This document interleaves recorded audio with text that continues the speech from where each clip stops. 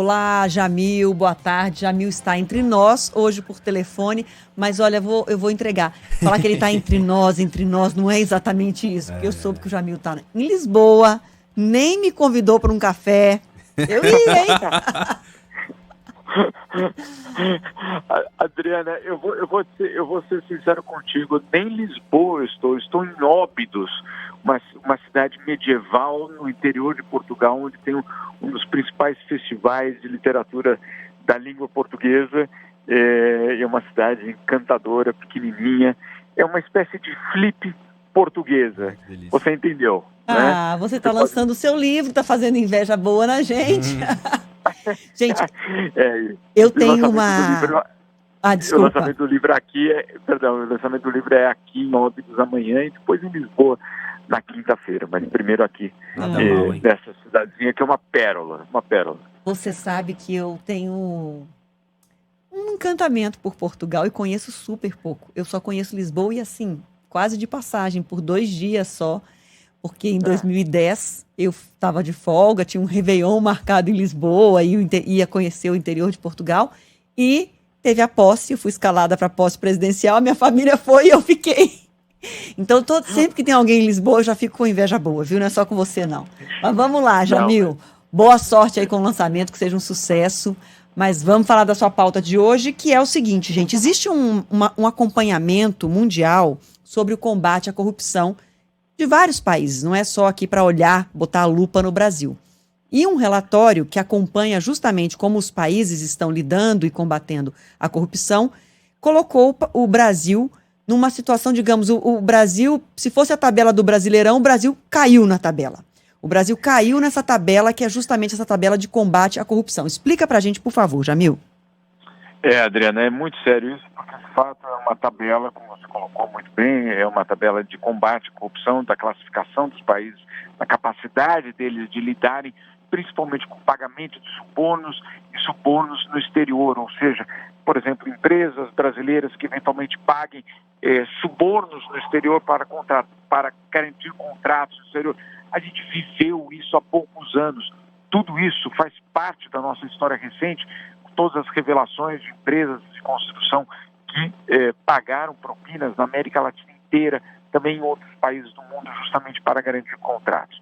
Bom, a Transparência Internacional faz um acompanhamento internacional em relação ao cumprimento desse acordo mundial que o Brasil é signatário. Não é uma obrigação colocada sobre o Brasil. Foi o Brasil que optou por fazer parte desse acordo. Por que o Brasil optou por fazer parte desse acordo? Porque sem fazer parte desse acordo, o Brasil jamais poderia pensar em entrar na OCDE.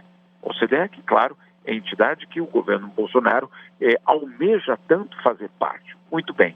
O que é que constata a Transparência Internacional? O Brasil foi rebaixado. Ou seja, o Brasil, de uma situação de cumprimento moderado do acordo internacional, passou a ser qualificado com cumprimento limitado. O que quer dizer isso? O Brasil hoje não está atendendo ao próprio acordo que ele subscreveu. Por quais motivos? E aí a gente constata. Primeira questão, a interferência do Poder Executivo na independência do Judiciário, justamente para investigar casos de corrupção.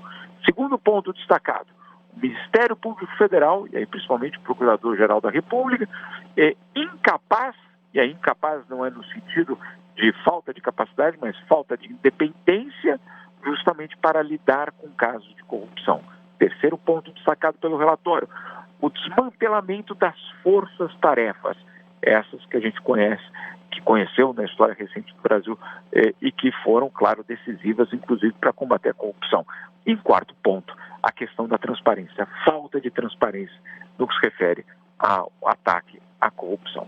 Para a Transparência Internacional, durante a gestão do governo Bolsonaro, houve, de uma certa forma, um desmantelamento do combate à corrupção. E por isso o relatório traz o Brasil rebaixado. Hoje, da forma que o Brasil está, ele dificilmente seria aceito na OCDE com base nesses padrões de combate à corrupção.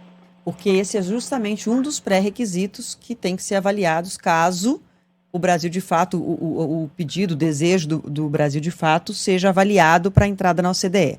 Um dos muitos requisitos, né? Um dos muitos. De fato, existem aí questões ambientais, questão de educação, questão de gestão da máquina pública, etc. Mas um dos pilares da OCDE é justamente o combate à corrupção. Não, insisto, não porque há uma imposição sobre o Brasil, porque o Brasil subscreveu esse tratado de 2002 ainda, tem 20 anos o tratado, pelo menos a adesão do Brasil.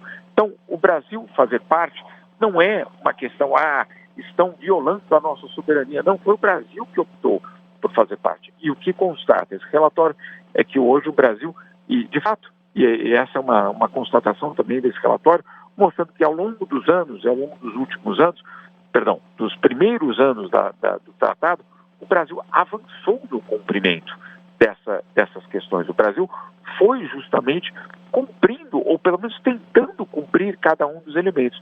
E há 5 anos, segundo pelo menos o relatório, houve uma reviravolta na política brasileira, na orientação brasileira, desmontando avanços no combate à corrupção que existiam até então.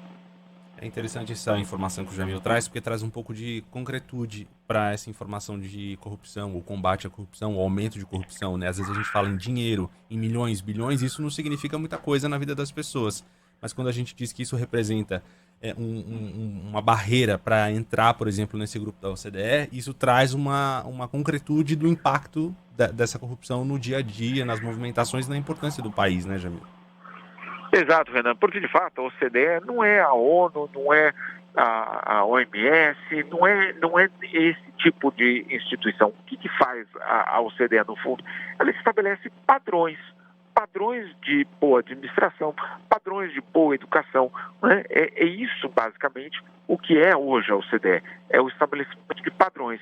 E na questão de corrupção é o padrão justamente de combate à corrupção. E aí é o funcionamento do Estado, o funcionamento da Justiça. E o que preocupa justamente a instituição internacional neste momento é a interferência do Executivo nessas forças que deveriam ser supostamente independentes. Um exemplo que o relatório traz, mostrando que em 4 anos do governo Jair Bolsonaro, houve,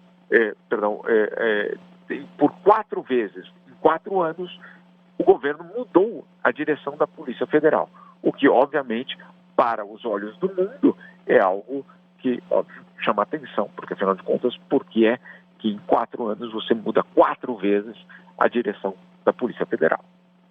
Tá certo, Jamil, bom lançamento para você. Aproveite Óbidos e Lisboa. Até amanhã. Muito obrigado, Adriana. Até amanhã. Bom feriado para quem tiver. É isso. Beijo, querido. Obrigada demais.